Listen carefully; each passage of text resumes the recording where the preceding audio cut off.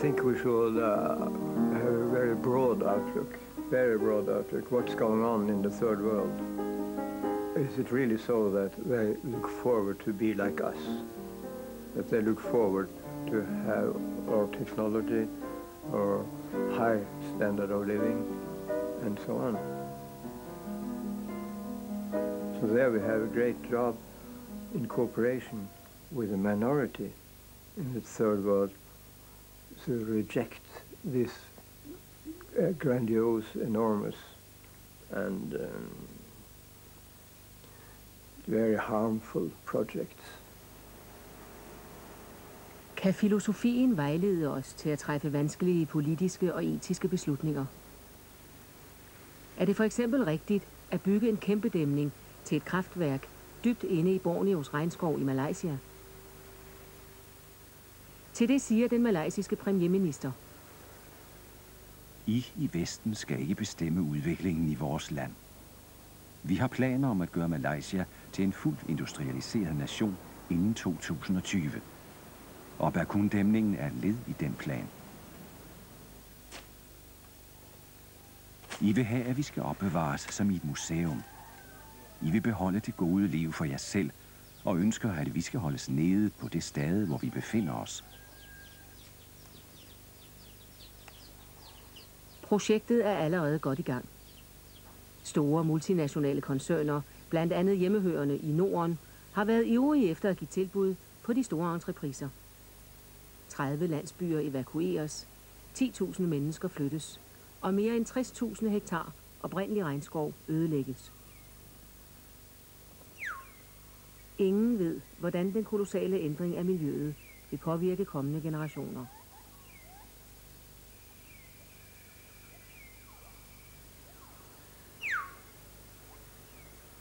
Hvordan kan man forene interesser og opfattelser, der peger i hver sin retning, til en moralsk forsvarlig beslutning?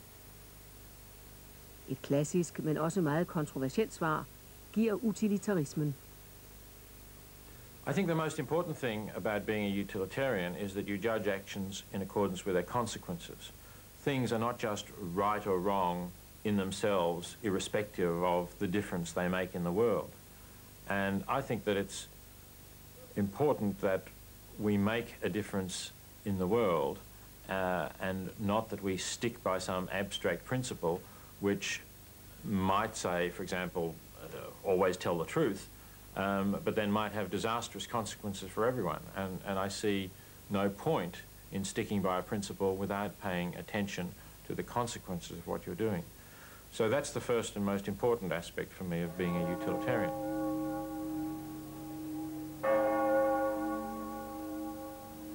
Utilitarismen er en tilsyneladende enkel etisk teori, som blev fremsat i slutningen af det 18. århundrede af den engelske filosof Jeremy Bentham. Egentlig var han advokat, men det meste af sit liv helligede han moralfilosofi og lovreformer.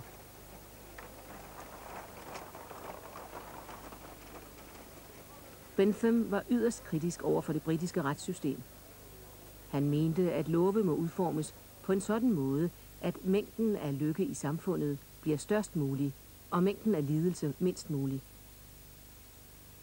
Enhver beslutning må baseres på en slags beregning af, hvad den vil indebære af lykke og lidelse.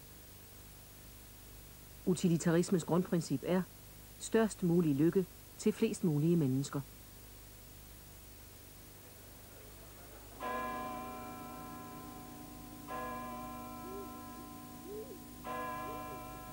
Oxford-filosofen Ross Harrison har skrevet en bog om Bentham og ønsker derigennem at forbedre hans ry.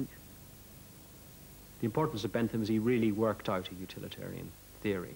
So it wasn't just the starting point, but you developed what that actually was and then applied it to lots of different areas. I mean, you've got psychological theory, you've got a value theory, you put them together, you get a theory of politics, of law, of society. And it's that whole development that makes Bentham important.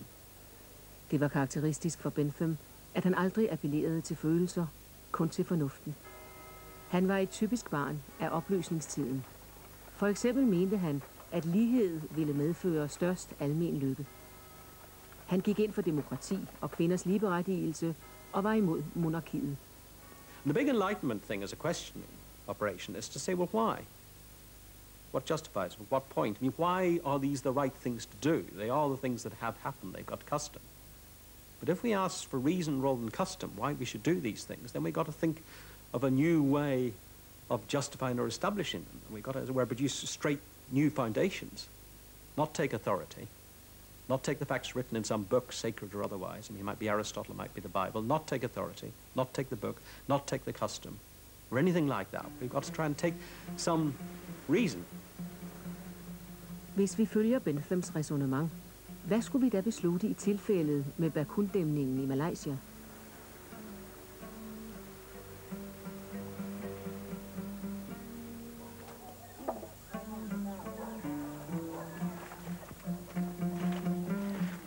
I think the only way to reason is to try to predict the effects as far as possible on everyone involved, now and future, and not only human beings, but also non-human sentient beings, animals who may live in the forests that are destroyed by the project, and try to estimate whether the benefits will be clearly greater than the consequences. Hvad bliver konsekvenserne af at bygge dæmningen? Vil det gøre størstedelen af den malaysiske befolkning lykkeligere og give dem en højere levestandard? Måler man begrebet lykke med en økonomisk målestok, vil svaret sandsynligvis blive ja.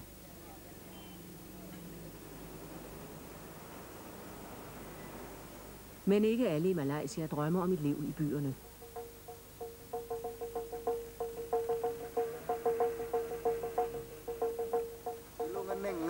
Ilu sendiri lepas tenat, kalau tidak lepas iu aja apa? Gajir iu tali, jangan tahu kepudi pada nang pemanak dan nang pengamin. Sedangkan ilu kak, dalam lemudip ke tanah apa? Ilu pri, meta iloman. Skal man ofre nogle menneskers lykke for andres skyld?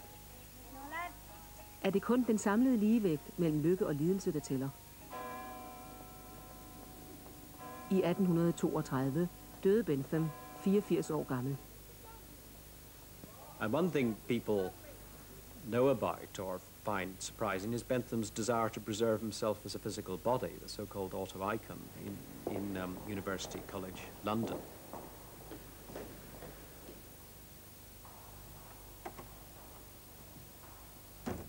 Bentham himself is actually there in a sort of telephone box, there's a sort of glass-fronted thing, and then there's this body inside, which is Bentham's body.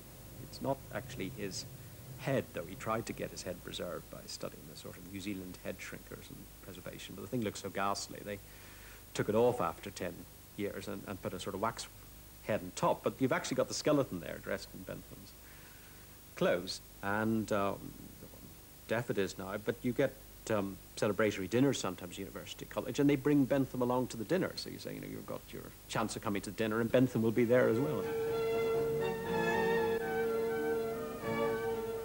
En af Benthams efterfølgere, der også var nært knyttet til utilitarismen, var filosofen John Stuart Mill. Hans far havde givet ham en streng opdragelse og ønskede, at han gik i Benthams fodspor. Som ung dannede Mill en gruppe af ligesindede. When Mill was a young man, he got together some like-minded people, and they all believed very strongly in Bentham, and they were all very young men trying to solve the world. And they met together in Bentham's house. James Mill lived next door, and they met in Bentham's house, and they were a little society promoting Bentham's ideas. They called themselves the Utilitarians. Men da John Stuart Mill var nogle 20 år, oplevede han en sjælelig krise. Han opdagede livsværdier, som hans opdragelse havde forsøgt at holde ham væk fra. Poesi, musik og natur blev fra dag af vigtige sider af hans liv. Mill, I think through all his life, was a very open character. He wanted to combine lots of different kinds of thought. He was putting together the best of the 18th century, the best of the 19th century. So he's a compromising thinker. And with respect to, if you could sort of press it on to the mental crisis, the thought if I just try to aim at the greatest happiness, the greatest number, at least as conceived by Bentham, I myself am not going to be happy. There's more to life than that. And as he conceived it, the more to life was poetry.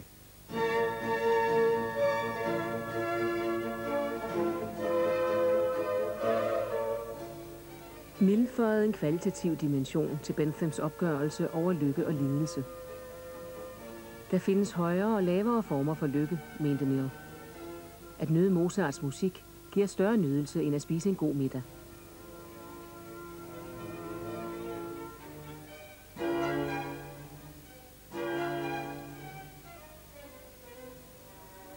I årenes løb er Benthams utilitarisme blevet kritiseret fra mange sider. Filosofen Jonathan Glover vil helst ikke besvare spørgsmålet, om han selv er utilitarist, med et ja eller nej. I find that very hard to answer as to whether I'm a utilitarian. If you take traditional definitions of utilitarianism, that all that matters is pleasure and the absence of pain, no, I'm certainly not a utilitarian.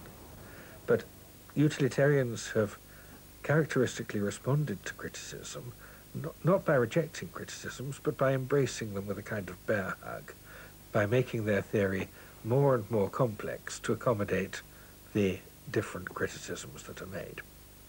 If you make consequentialism sufficiently pluralistic and still call it utilitarianism, then you could say that I was a utilitarian.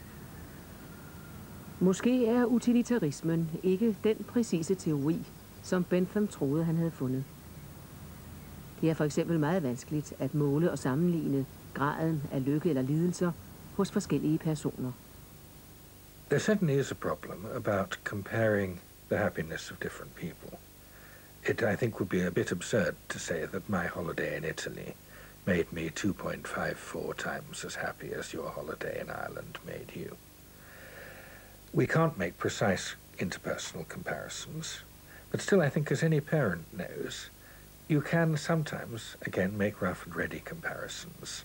A parent who has to decide whether to spend some money on giving one child a holiday or sending another child to a better school does, in fact, make some kind of intuitive comparison about which will matter more in the life of the particular person. We may often get it wrong. We certainly can't do it precisely. But I think, again, it's too naive to think that we can't do it at all, which is what the strong case against utilitarianism sometimes suggests.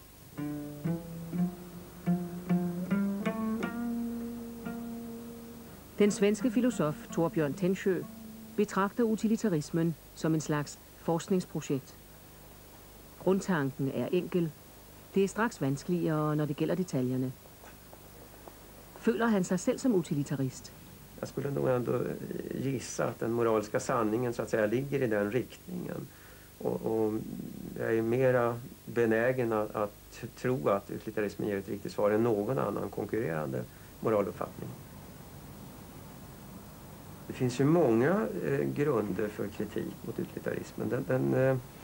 Den har ju vissa konsekvenser som upplevs som ointuitiva på något vis, som stridande mot vår vardagliga moral när det sätts på sin spets.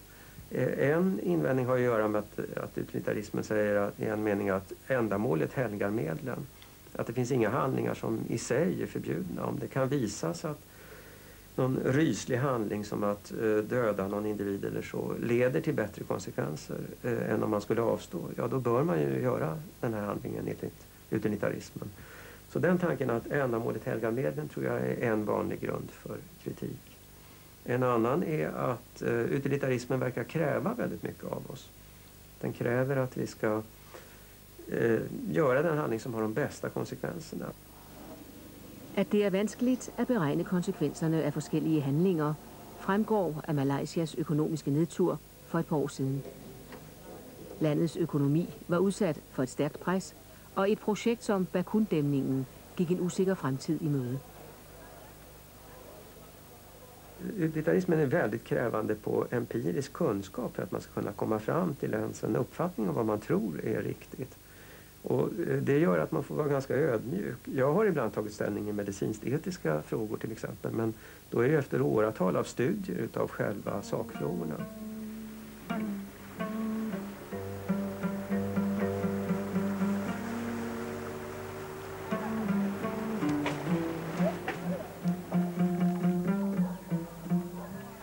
There's something about utilitarianism, about its way of proceeding, which invariably undercounts the difficulties.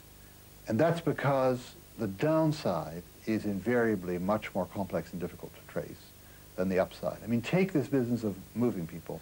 What, of course, can't be properly costed is their entire embedding in their way of life, the way in which that gives them a sense of morale and importance in their lives, all the skills that are going to be totally made irrelevant that they now have, which will be totally wiped out, skills which are now producing important things.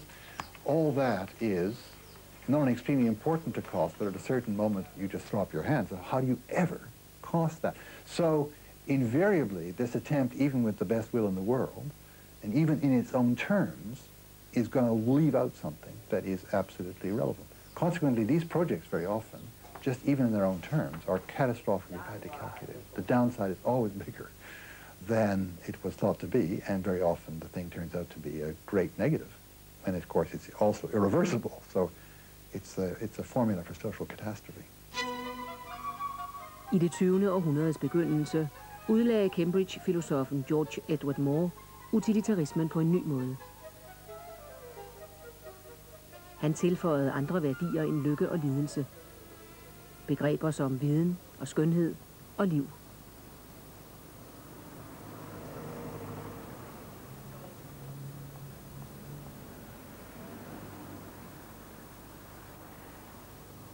Moores udgave af utilitarismen gav inspiration til en gruppe intellektuelle i London, der kaldte sig Bloomsbury-gruppen.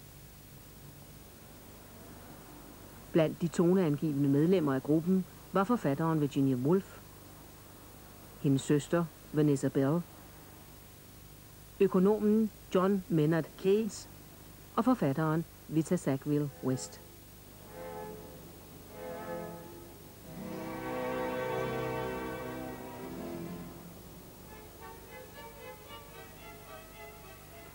Hvilke værdier skal man lægge vægt på, hvis man ser på regnskoven i Malaysia? Har naturen en værdi i sig selv, eller er den bare et middel til menneskelig lykke?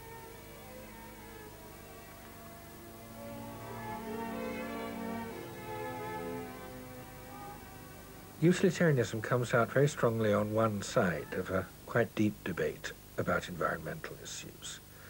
Some people think that the world or the universe or the environment in general has a kind of moral standing of its own, so that it's intrinsically wrong to devastate a beautiful valley, even if no one is ever going to see it, for instance. Utilitarianism rejects that view totally.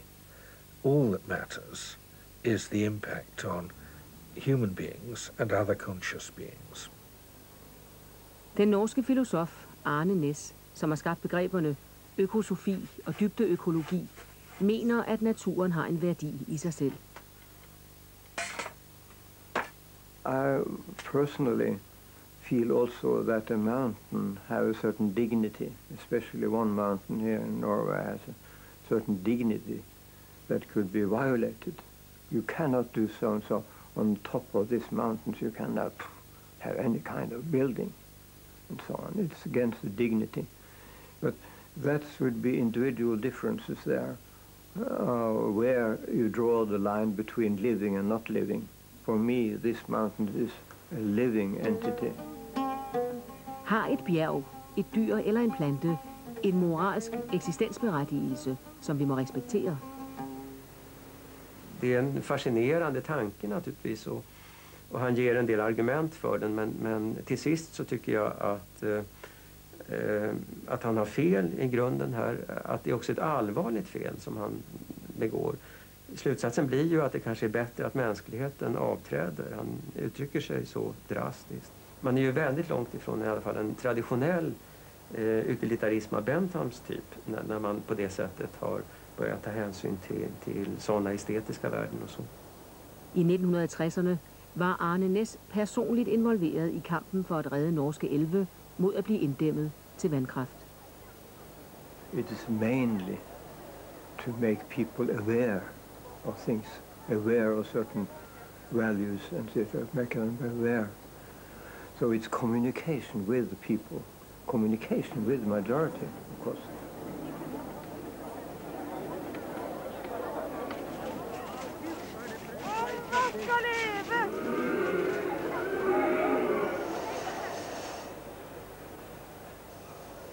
I et radiointerview i 1998 udtalte Norges tidligere statsminister Gro Harlem Brundtland. Hvis man ser tilbake på 70- og 80-tallet, så var altså forventningene og troen på at det var nødvendig med en veldig sterk kraftutbygging, ikke fullt ut berettiget. Det har altså vist seg rett og slett at energiprognosene har ligget lavere. Men det er jo bare noe man kan si i ettertid, når man vet hvordan utviklingen da senere på 80-tallet ble.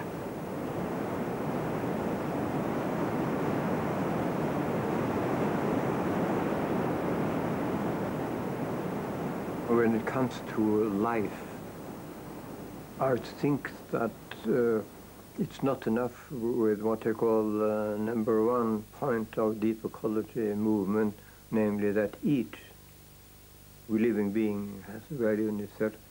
We have also to add a second point about diversity, the manifold, the richness. There's something there that I think is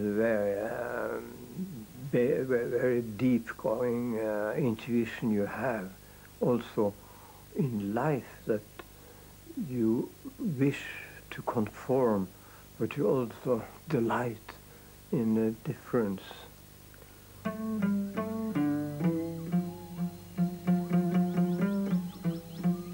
Oh, I don't think diversity is a value in itself. And the problem with the stress that ecologists put on diversity is that it's very unclear what counts as greater diversity. For example, if you allow raw sewage to flow into a previously pristine river, you will greatly increase the number of microbes who exist in that river. So in one sense, you've enormously increased the diversity living in the river. But most ecologists don't value this kind of diversity. So really they owe us an explanation of precisely what kind of diversity it is that they value. And when you look at it, it usually turns out to be something that you can understand in other terms, like aesthetic value of a richly diverse forest, or maybe the greater stability you get from the richly diverse forest, but not diversity in itself. Hvad med dyrene i den malaysiske regnskov, for hvem dæmningen kan betyde liv eller død? Bidrager de blot til menneskelig lykke, eller omfattes de også af utilitarismen? Det mente Bentham i hvert fald i sin tid. Jo, jag tror att det var nog revolutionerande det här som Bentham säger, att frågan är inte om de kan tänka eller inte och så vidare, utan frågan är, kan de känna smärta, kan de känna lycka, lidande? Det är den avgörande frågan, och kan man det så är man fullt ut med i den moraliska gemenskapen, då har man ett fullt värde så att säga som ska beaktas. Det var nog oerhört omvälvande, tror jag. Och det är ju omvälvande fortfarande idag när Peter Singer och andra utilitarister fortsätter att driva den här tesen. If you recognize that other animals are sentient beings, then they have interests. For example, they have an interest in not feeling pain. You then have to ask yourself, well, does the fact that the animal is a dog or a pig or a giraffe or a chimpanzee mean that the pain suffered by that animal is less significant than the pain suffered by a member of the species Homo sapien? And I think you only have to ask yourself that question to see that the answer is no. I mean, how can it make a difference to the wrongness of pain just because of the species to which the being who suffers pain belongs? That doesn't make any more sense to me than saying that the pain of a European is more important than the pain of an African, which is clearly nonsense. Hvad er der svaret? Skal Bakun-dæmningen bygges eller ej? Utilitarismen har ikke givet noget entydigt svar, men den kan måske hjælpe med til at klarlægge situationen. Den viser i hvert fald, hvor vanskeligt det er at træffe politiske beslutninger, så flest mulige bliver lykkelige, og ingen kommer til at lide. But real life politics isn't usually that easy. Real life politics usually involves advance to some at the suffering of others. And Utilitarianism, rightly or wrongly, it's one of its harsher aspects, has an account of such sacrifice, or when such sacrifice is justified, when it's right to sacrifice the interest of one person for the sake of others.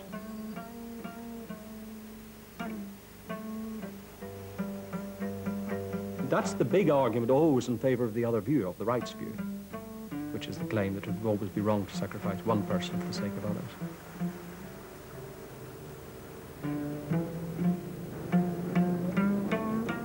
But I think it's an inevitable part of when we're living together of politics, and therefore it's much better, it seems to me, to have a theory such as utilitarianism that doesn't just back off the idea we can never sacrifice the interests of some for the sake of others, but rather in a reasoned and thoughtful way tries to work out when it's right to sacrifice the interests of some instead of others. In other words, it takes that problem on and tries to resolve it, rather than saying we'll never touch it.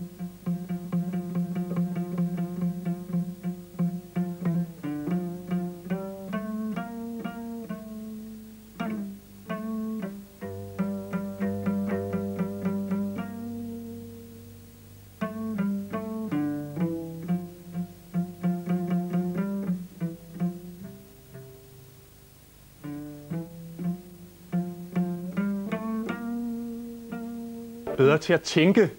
Forlag oversætter og udgiver filosofiske hovedværker, som aldrig